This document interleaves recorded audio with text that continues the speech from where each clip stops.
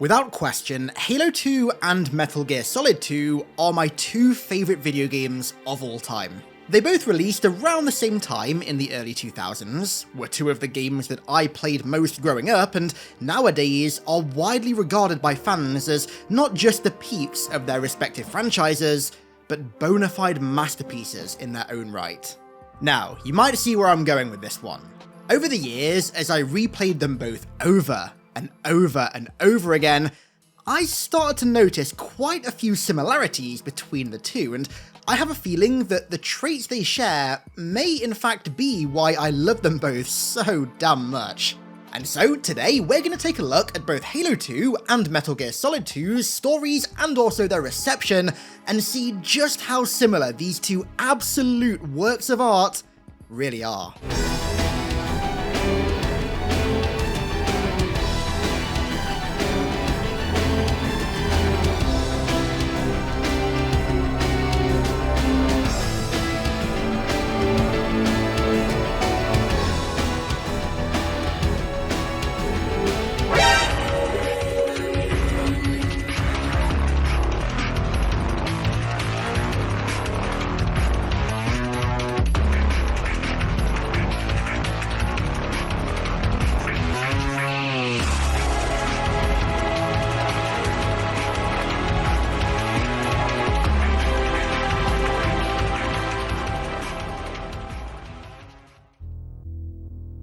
The similarities begin even before we start diving into the finer story details. Compared to their predecessors that told more black and white stories with clear protagonists and antagonists, both Halo 2 and MGS2 tell far more grey area stories. Halo 1 was very simple: humans good, aliens bad. It was a story where the aliens were objectively evil, had next to no nuance, and simply just wanted to destroy humanity, whereas Halo 2 looked to characterize members of the Covenant, create dynamics within them, and set up inner rivalries and conflicts. It also served as a commentary on the dangers of blind faith and how far gone a person can really be when under its influence. Metal Gear was similar. Now, granted, MGS1 was nowhere near as simple nor as black and white as Halo 1, it's not even close, but when compared with MGS2, the overarching messaging of its story, I think, was simpler. MGS1 is a commentary on nuclear war, the horror of its reality, and the danger the mere existence of nuclear weapons poses. MGS2, however, focuses on a weapon far less explicit or overt: information. More specifically, how dangerous controlling its flow and context can be, how doing so can allow for easy manipulation of almost anyone to do anything, and the philosophical debate of how much information the general public should really be privy to in the digital age. Not to boil both stories down to a fraction of their overall selves or anything, but I think you see what I mean. MGS2 is essentially the video game narrative equivalent of The Pen is Mightier Than the Sword. These games tackle two very different, yet incredibly mature issues that still, even 20 years after their release, continue to affect the world, arguably more so than ever. And you think you're qualified to decide what's necessary and not? Absolutely. So, both games begin pretty much exactly as you'd expect coming off the back of their predecessors. Their opening segments are very in line with the themes and plots of what came before. Halo 2 opens with Master Chief testing his new armor on a human space station before defending it from the boarding Covenant. Eventually, he follows the alien bastards down to Earth, crash landing on the planet, rallying with Marines, and continuing the fight. MGS2 opens with Solid Snake, now accompanied by Otacon, raiding a tanker to confirm the existence of a new Metal Gear. While he's sneaking around the ship, he runs into Revolver Ocelot, and by extension, also Liquid Snake once again, before the entire thing gets blown to hell. These are both very safe openings, remaining very much in the path carved out by their predecessors, and in a way feel almost like summarized, condensed versions of their predecessors. They feel familiar to people who'd played the previous game, but at the same time act as a fantastic onboarding experience for new players who hadn't. However, it was here where both of these games really came into their own and set themselves apart from their predecessors. Now, the phrase subversion of expectations is thrown around quite a lot nowadays, and typically not in the most positive of light. However, Halo 2 and MGS2 are two of the greatest examples of this subversion done right. You see, how safe both of these games' Act 1s were almost lulled the players into a false sense of security. Halo fans were expecting just another human-good alien-bad space opera, mowing down hordes of objectively evil aliens as the Master Chief, and MGS fans were expecting another stealth action adventure, where Snake saves the day from a bunch of caricature villains before riding off into the sunset with the girl. But they were in for a surprise.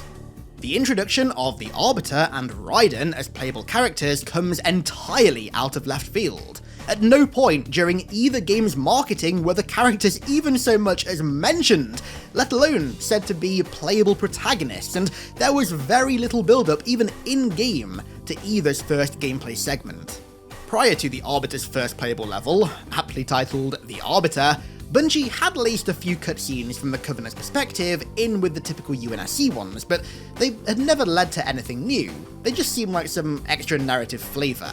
So, many people didn't really think much of the cutscene that precedes the Arbiter's first level. They just assumed that it was yet another Covenant cutscene that was ultimately just going to transition back to Chief before the next level. And when it didn't, they were shocked, to say the least. Do I play as him? Whoa! We are the arm of the prophets, Arbiter. Oh my god. Ah! What would you? What'd you do? We are the arm of the prophets. I'm the Arbiter! Holy shit! This is amazing! This is the best thing ever! What? Guess what?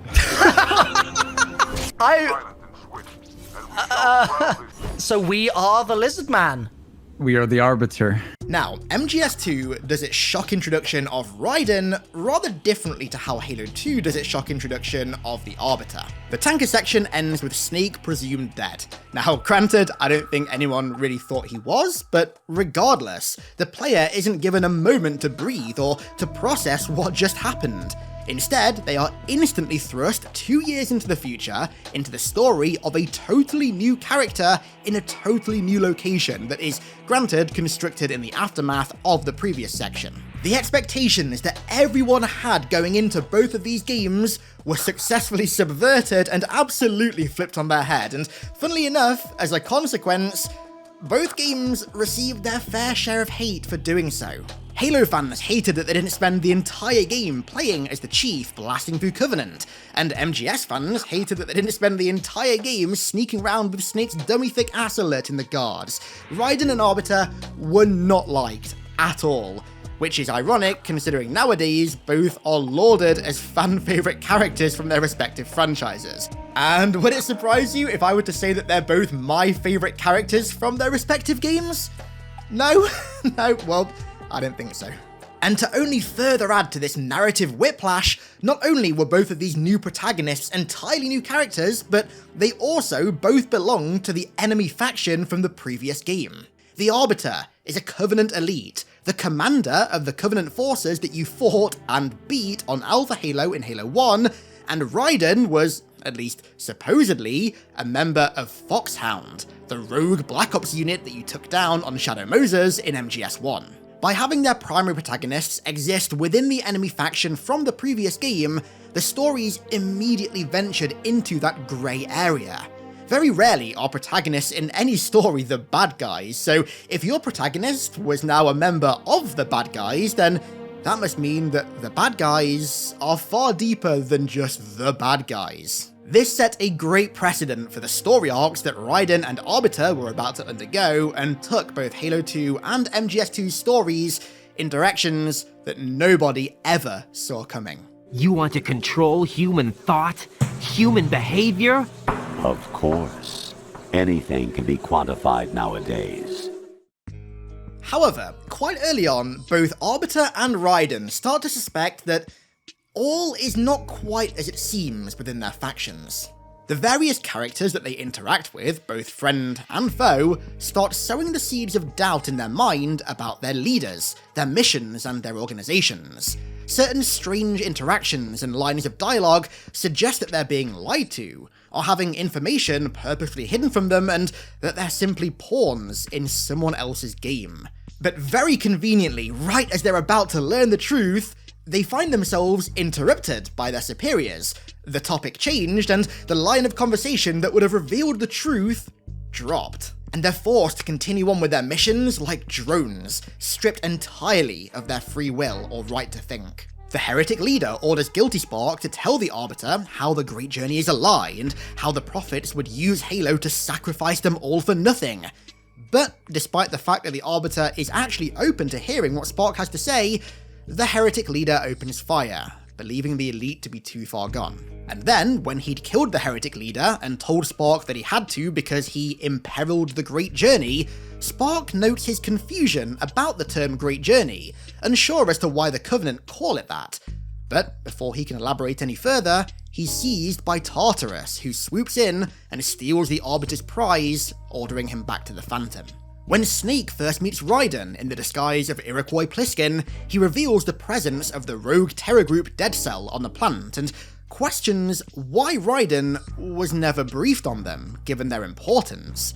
Raiden then starts to question whether this is all some weird simulation, which technically it is, but the Patriots use the presumably AI version of his girlfriend, Rose, to essentially walk him down from that ledge and get him focused on the mission again. You're reading too much into things. That's right, Jack. You're tired. Raiden, don't waste your time thinking unnecessary thoughts. Invest all your energy instead in carrying out your duties. But shortly after, more inaccuracies in what the Colonels told him begin to pop up. Fat Man, a member of Dead Cell, has no knowledge of the supposed $30 billion ransom that Colonel Campbell told Raiden the terrorists were demanding, and later Richard Ames also stated that there was no ransom. When Raiden tells him about the hostages that Colonel Campbell told him were executed on the roof, again, Ames has no idea what he's talking about. The way these seeds of doubt are sown in both stories are, at times, also rather similar as well. Solidus's formal introduction to Raiden really reminds me of the Arbiter's final interaction with the heretic leader that I just spoke about. At the time, Solidus just seems like the bad guy, the pure antagonist of the story. But over time, as you progress through the story, you start to realize that he really isn't. After a series of revelations and betrayals, you start to sympathize with Solidus's wish to re-establish the Sons of Liberty and EMP Manhattan to free it from the Patriots' control. Much like the Arbiter was with the heretic leader, Raiden was forced to kill someone he would later find common ground with by an organization that he would later turn against. The way he was manipulated by the Patriots to kill Solidus is very similar in nature to how the Arbiter was manipulated by the Hierarchs to silence Caesar Rephame's heresy. In both stories, it becomes very clear from relatively early on that our new protagonists are victims of deception and misinformation from their superiors, and that important details about the true nature of their mission, their faction, and also those commanding them in the field are being kept in the dark. And this is the running trend throughout Halo 2 and Metal Gear Solid 2. You get to witness firsthand as these characters have their entire world crumble around them, as they witness the realities they've been forced into against their volition be exposed as mirages, carefully crafted by those who command them, only to further their ultimate goal of power and control. But even as they encounter more and more evidence that suggests that everything they're fighting for is a lie, they still remain devoted to their orders despite their waning trust and faith. Is that because they struggle to come to terms with the fact that everything they're fighting for might just be a lie in a bet to protect their sense of self, which in fact is a philosophical debate that's actually brought up in MGS2? Or is it because they're so conditioned by this point that they just know nothing else? The answer is likely a combination of the two.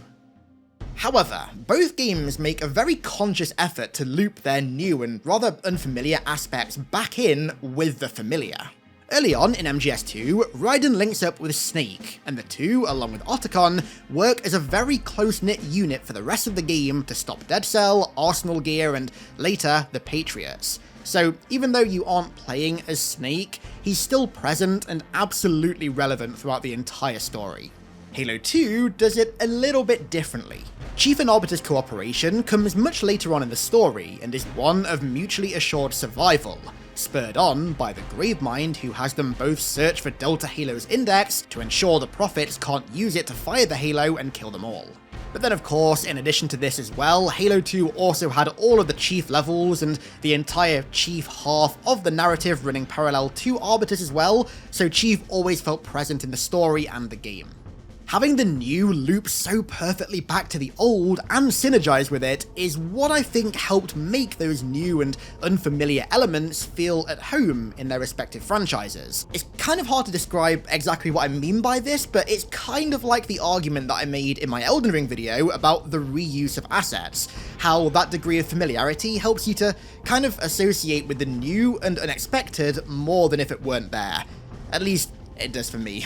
Maybe I'm a weirdo in that sense. But the similarities of these two masterpieces runs far deeper than just Arbiter and Raiden.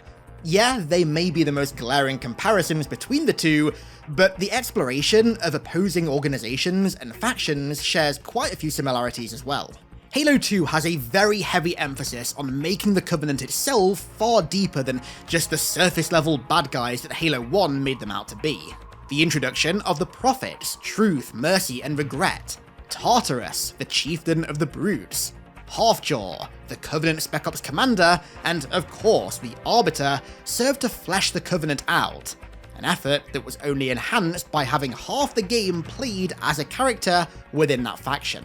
The characters had dynamics with one another, rivalries, manipulations, and ultimately betrayals. Tartarus was a blind pawn of the Prophets. Halfjaw was a zealous leader who put the lives of his troops before anything. The Prophets were deceptive manipulators, with Truth in particular being a master manipulator, who allowed the other hierarchs to die, as well as betraying the elites, all so he could gain total power. And then, the Arbiter was stuck in the middle of all of this, as everything came crashing down, forcing him to rethink that faith that he'd had instilled in him his entire life. The various enemy factions of MGS2 were the same as well.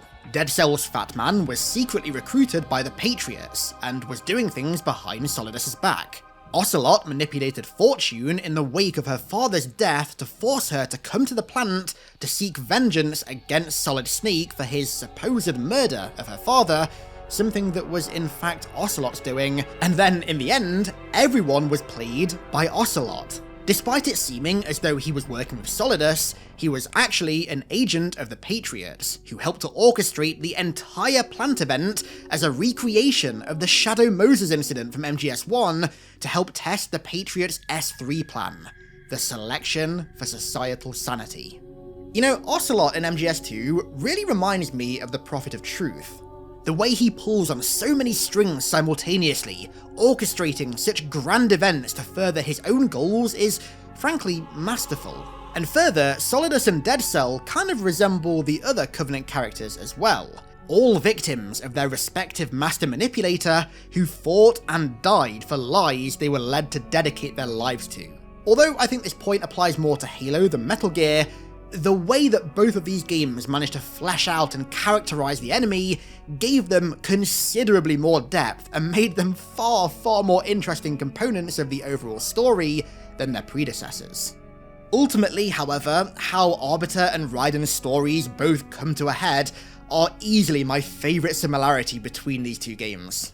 The revelation that both are being played and used by their superiors and serve no higher purpose beyond progressing their plans is profound. Like we've already covered, traces of this were dotted throughout the narratives along the way, but the moment where Tartarus finally betrays the Arbiter, sparking the official beginning of the Elite Civil War within the Covenant, and the moment where Otacon reveals to Raiden that the entire game he wasn't talking to Colonel Roy Campbell, but rather an artificial intelligence located within Arsenal Gear, are two of my favourite video game moments of all time, period. The kernel is, in part, your own creation, cobbled together from expectations and experience. That's crazy! But it's probably the truth.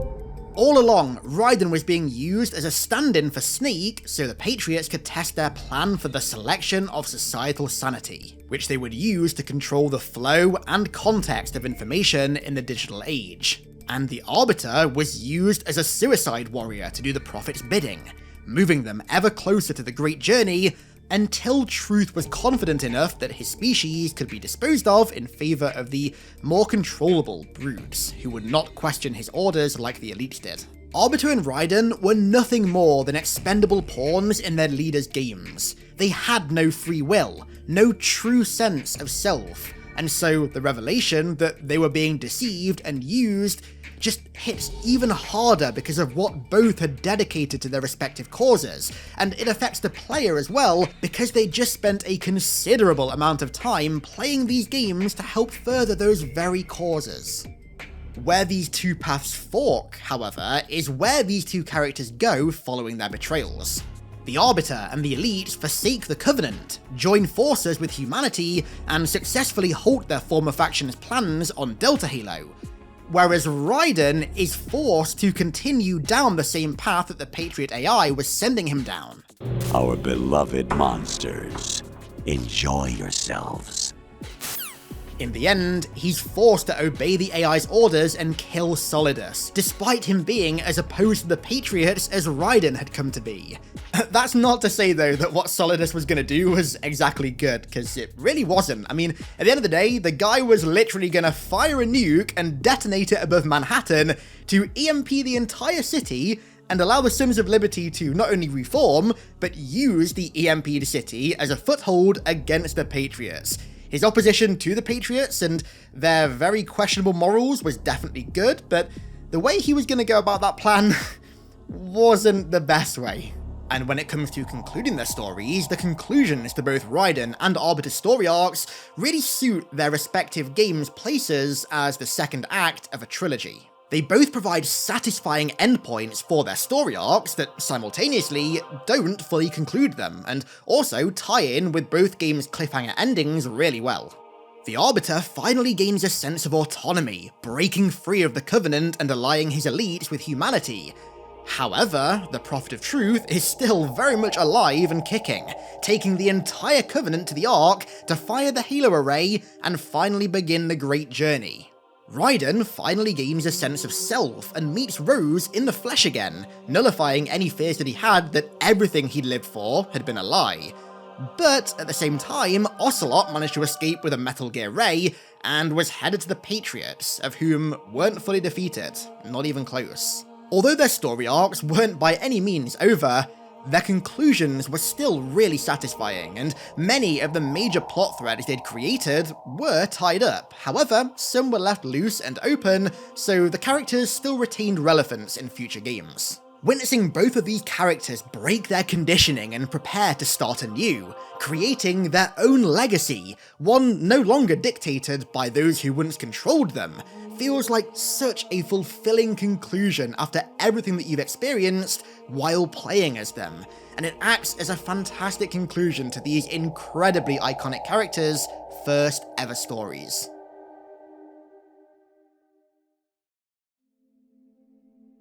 Both the Arbiter and Raiden symbolize their respective games. Their stories start out relatively normal and by the book, but over time, they start to change radically. New information arises that begins to alter their very core, making them question everything. But ultimately, they triumph. They establish their own identities and stand proudly beside their predecessors. And what's funny is their sequels, Halo 3 and MGS3, both return to a style that was far more in line with the first game in their trilogies. Halo 3 was very much a chief-focused game with only one narrative pathway that was far simpler than Halo 2, and Metal Gear Solid 3 was a very Snake-focused game, albeit Naked Snake / Big Boss, not Solid Snake, but still Snake, and it also had only one narrative pathway and a slightly more simple overarching message than MGS2. Although that said, calling any MGS story simple is like saying that splitting an atom is like a casual Saturday morning activity. It's a little bit of a simplification. Both sequels are masterpieces in their own right, don't get me wrong, but for me, the complexity of Halo 2 and MGS2 made them stand out above all else. When so many character dynamics on both the allied and enemy factions are interlaced with one another in such a perfect fashion, you've instantly got me hooked. The way they so maturely convey incredibly meta, important messages, all while still being fun, badass, and even, at times, funny video game experiences is genius. I need scissors. 61. And the sheer intelligence and layers of depth within their writing is still unparalleled to me. No video game's narrative has ever even come close to rivaling Halo 2 and MGS2's for me. And quite frankly, I don't think that any ever will. You exercise your right to freedom, and this is the result. All rhetoric to avoid conflict and protect each other from hurt.